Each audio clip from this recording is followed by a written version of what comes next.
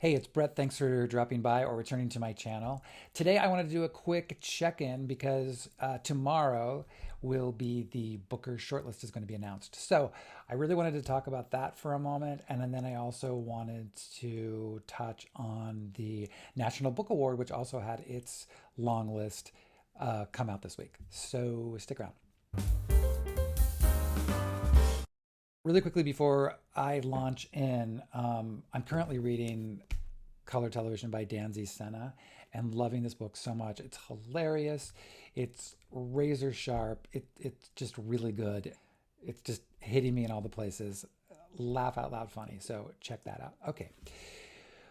First, what I would like to do is talk about what my ideal shortlist is, and then I'm going to talk about what I think the judges' shortlist could be. So these are my 6 choices. Now, I read all the books save for one, which is Richard Powers' Playground. I just hadn't got to it yet. And if you saw my video or listened to the podcast from Behind the Stack, when I had Bernie Lombardi and Christopher Metz on it, we discussed this, and I just said my hesitation to start the Powers was because I had heard very mixed things about it, which made me a little more reluctant to start it right away. However, I still want to read it, and if it's going to be on the short list, if it ends up on the short list, then I absolutely will read it. Also, with Creation Lake, got halfway through, really was kind of struggling with it for a bit, but if it makes the short list, I will go back and at least try to finish it. All right, so my short list. These were the books that to me resonated the most, meant the most to me personally for one reason or another. Um, Interesting, and I said this on the podcast episode 2. My Friends was the very, very, very first book that I read this year. So the fact that it stuck with me this far or into the year says a lot. And that really made me think a lot about as we're getting towards the end of the year. I know it doesn't feel like it, but we really are. Um, what are those books? And for me, what will be my favorite books of the year? And ultimately, I think they're the biggest kind of standout for me are those books that months and months later, I still find myself thinking about. Because, like anyone, when you read a lot of stuff, things begin to blend, you forget a lot. So that's the big litmus test for me. And Hashan Mader's book absolutely was that. I thought James was fantastic, and I feel like I read it before it got so much hype behind it, and I wonder if I would have had that same experience if I read it later. But regardless, I read it when I read it, and I loved it. Um, and then Stoneyard Devotional and Orbital both are so much more internal kind of books to me. They were quiet and thought provoking, and I personally just found them both so beautiful that, and I know both of those books are controversial because some people didn't respond to them at all or thought they were boring.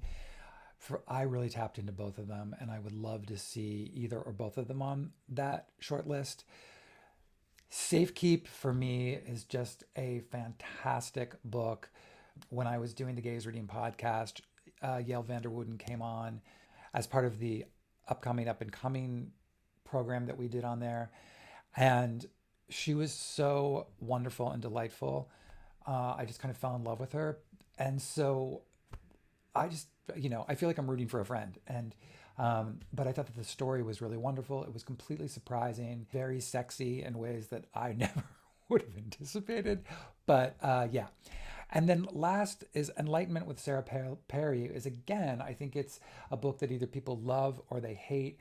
I felt like many of the things that she was bringing up in terms of science versus spirituality versus religion. I love a ghost in a story. I thought it was used very well here. I loved these 2 characters that she focused the book on. And I could excuse what some people felt like there was there wasn't so much of a plot. I do think there was a plot there, and I do think there was a trajectory, but it really was for me a character-driven novel with these ideas thrown in that, having grown up in the church, I just think it really resonated with me. And so that's what that was for me. So those are my six. Okay, now on to what I think will be the judges' choices. And some of these I'm not 100% sure. I feel like here's what I do feel sure about. I think that my friends, I would be really, this would be the one I'll be shocked if it doesn't make the short list of all of them. This will be the one. And I can't even say why. I just feel like it just screams book prize to me. It's so smart. It's so thoughtful. James is another one. I'll be surprised if that doesn't make it. The Strange Eventful History by Claire Massoud. This is the kind of book that I think the booker loves, which is an epic, uh, multi-generational family story steeped in history. I really liked this book. In the beginning, I had a little struggle with it, just getting it going in the beginning, but I just appreciated the kind of richness of this. Sometimes there were a lot of details thrown in that I could have done without to kind of streamline the book a little bit. But ultimately, I thought it was great. And the last, I would say, third of the book, I thought was just fantastic. Held for me is the one I put on this list because to me, it was the one book that I absolutely, when I was reading it, thought, oh, this is really beautifully written. But if you ask me what it's about now, I couldn't tell you one thing about it. But because of that, I think, oh, that'll be the book that gets on the short list. And that'll be the book watch that will win. So if that's true, I'm saying it now, I will be thoroughly baffled. And Creation Lake is another one where it's I'm struggling with it, but I know certainly a lot of people are not, and certainly a lot of people love it. I will say, it's smart. There's a certain, I wouldn't say high concept idea about it, but there's a lot of stuff that's floating around that book and a lot of ideas and a lot of threads. So it's not necessarily for me, and maybe I'll find it will be for me. But yeah, those are the six I think could be on the judges list. Let me know your thoughts below, either on mine or my judges pick, or what you think. I would love to know, because I will say, this list seems uniformly like everyone has their own opinions about what six could be on there, and there's doesn't seem like there's any real clear favorite that everyone is putting on their lists, which I find really interesting, which also speaks to the strength of the list this year and how many people are actually reading it. And I know more people reading it this year than have ever read the long list. And I think that's really exciting. And it speaks to the judges' choices, because overall, I find it's a totally solid book list. Moving on to another book list, the National Book Award put out on Friday their list of their 10 fiction long list titles. And here they are. Of the 10, I now have had 3.5, because two of them have crossed over with the Booker in three of them, sorry, have crossed over with the Booker in James, Creation Lake, and My Friends. So the other one that I have read that is on this list is Martyr by Kaveh Akbar, which, by the way, I was a little surprised Kaveh Akbar didn't end up on the Booker Prize as well. But the rest of these I don't have so much familiarity with. And I was thinking about this yesterday and thought, do I care about this whole list? I don't know. I'm not sure. Out of the ones I haven't read, the one that seems most interesting to me is Sam Sax's You're Dead. That one sounds intriguing to me. All Fours by Miranda July. I remember when this came out, and, it was somewhat of an event, at least here in the States, because of Miranda July. I didn't have that much of a desire to read it, and I was seeing really mixed reviews of it from book readers.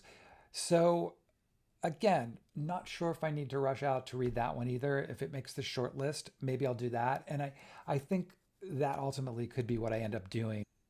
I do want to read The Most. I also love that it's a short book about a woman in a swimming pool who won't get out, and that's about all I know. And the only other one I did order yesterday from Pango Books was Catalina, because I've heard a lot of people say it's really great. And so, again, that intrigues me. But I'm not as intrigued with, and you can tell me that I should be, or I should pick it up, which are Grassroots and Rejection. They're the two that I don't have much of a drive for. I don't know. So it could be the kind of thing where I wait to see what ends up on the short list.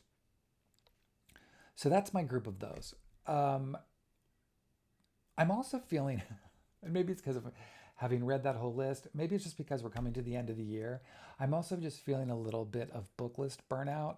And um, so that's the other reason where I'm like, okay, sure, I I'll read it, but I don't know.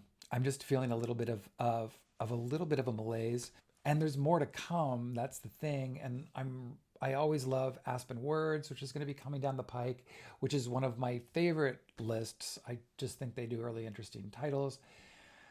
So I don't know. That's kind of how I'm feeling now, and I think I'm also feeling like it's the end of the year coming.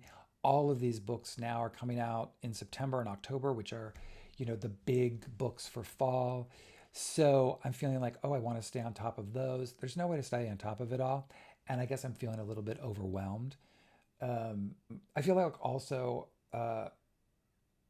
there's been a lot between this and doing Bookstagram and then also doing the podcast and figuring out the podcast and what the podcast is going to be. Thank you for any of you who have listened to it or in turn watched the videos. I'm having a weird thing because I've noticed lately that some of my normal videos have dipped. And I would love to know from you all if it's either something I'm doing or if it's just the algorithm. But that's, and I'm not even talking the videos for, say, author interviews or that are related with the podcast, because I know that that stuff doesn't get as many watches or likes and all of that. It's the regular content stuff. And so I kept thinking, what's changed or what's different? So if there is something you think like, oh, well, you're not doing this anymore, or you've just become so boring, please tell me that. Maybe in a gentler fashion.